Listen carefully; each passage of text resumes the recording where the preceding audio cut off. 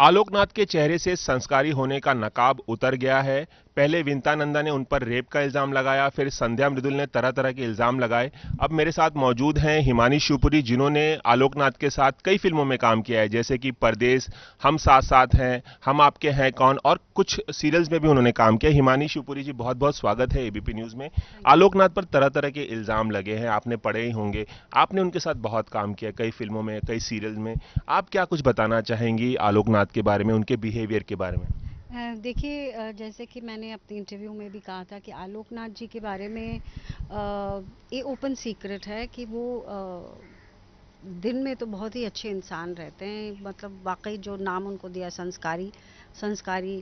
लेकिन जहाँ उन्होंने शराब पीनी शुरू की, it's an open secret in the industry, तो वो तुरंत बदल जाते हैं, जैसे जेकिल एंड हाइड है। तो उनके साथ बहुत सारे इंसिडेंट्स हो चुके हैं। और ये मुझे बड़ा शॉकिंग लगा जब विनीता जी का फेसबुक पे मैंने पढ़ा, तो आई वाज वेरी शॉक्ड। और ये उन्होंने, अगर किसी कोई भी मर्द की ये कोई उसको राइट नहीं है कि वो किसी औरत के साथ ज़बरदस्ती करे।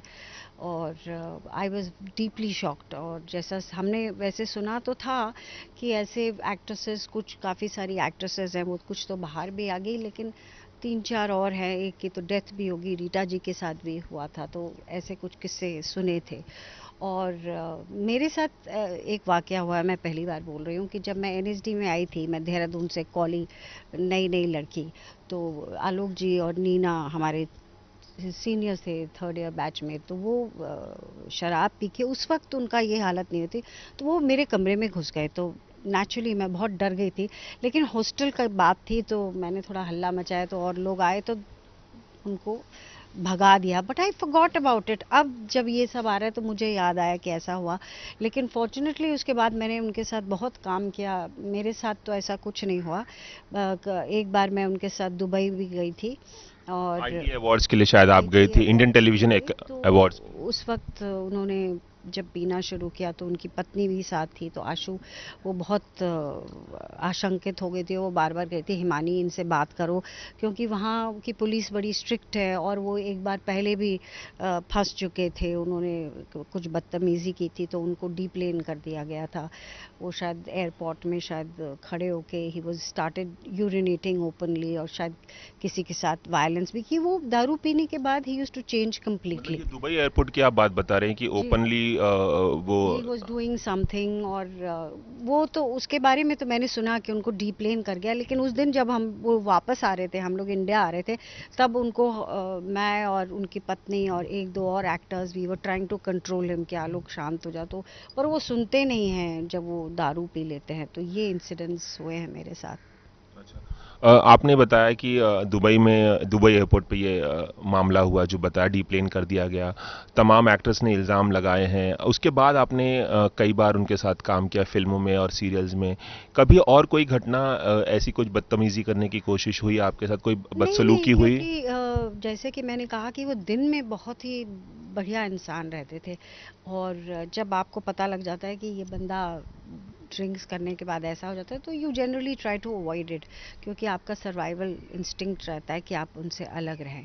उस उसके बाद मेरे साथ वो जो एनएसडी में एक हुआ था, जो मुझे सडनली याद आ रहा है, तो उसके बाद तो ऐसा कोई इंसिडेंट मेरे साथ तो नहीं तो घटा। क्या एनएसडी में जो इंसिडेंट आपके साथ हुआ था उसके बाद उन्होंने कोई माफ़ी आपसे मांगी, कुछ उसके बाद कहा मुझे आप? कुछ याद ही नहीं आ रहा है, क्योंकि ये करीब 30, सोचिए 30 साल पहले की बात है, तो आई डोंट रिमेम्बर, क्योंकि वो आई थिंक खुद ही भूल जाते थे।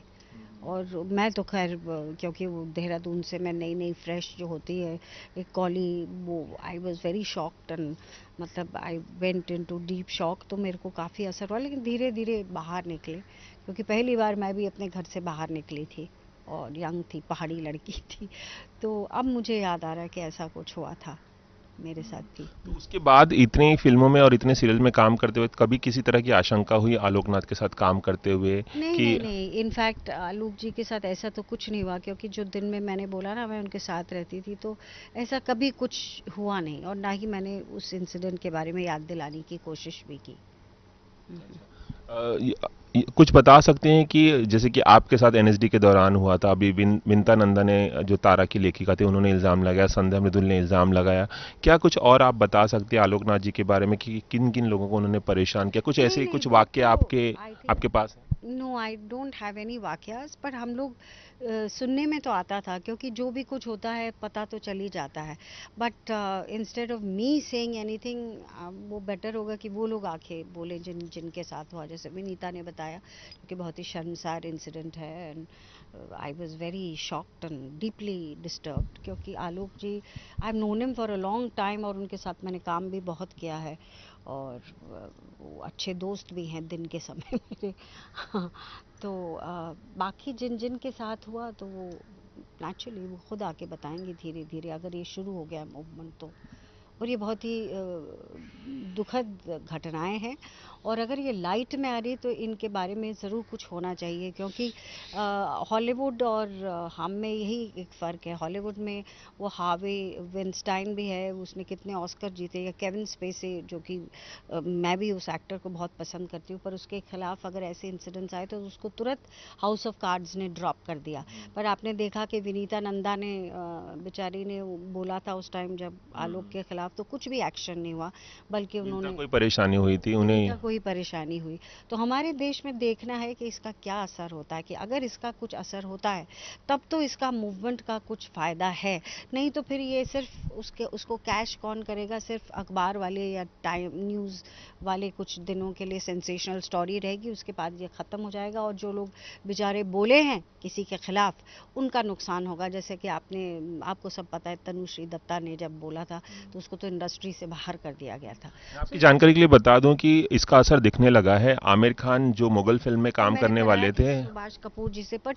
और आमिर अभी हाल खान ही में जो ताज़ा इंसिडेंट है, साजिद खान को हाउसफुल 4 से निकाल दिया गया है क्योंकि साजिद खान पर एक लड़की सलोनी चोपड़ा ने इल्ज़ाम लगाया था, तो असर दिखने लगा है। नो इफ उन्हें हटा दिया गया है और अगर अक्षय कुमार ने भी मना कर दिया उनके साथ काम करने से, तो असर थोड़ा-थोड़ा हो रहा है। अगर ऐसा हो रहा है तो बहुत ही अच्छी बात है एंड आई फुली सपोर्ट और मेरी इज़्ज़त आमिर खान और अक्षय कुमार जी के लिए और बढ़ गई है कि अगर वो ऐसा सपोर्ट कर रहे हैं पर बाकी जिनके खिलाफ एलिगेशंस आए हैं उनके खिलाफ और एक्शन होना चाहिए ठोस जैसे कि हॉलीवुड ने करके दिखाया मैं ऐसा मानती हूँ मैम, आप इतने सालों से इंडस्ट्री में हैं, जाना माना नाम है सीरियल्स की दुनिया का और फिल्मी दुनिया का।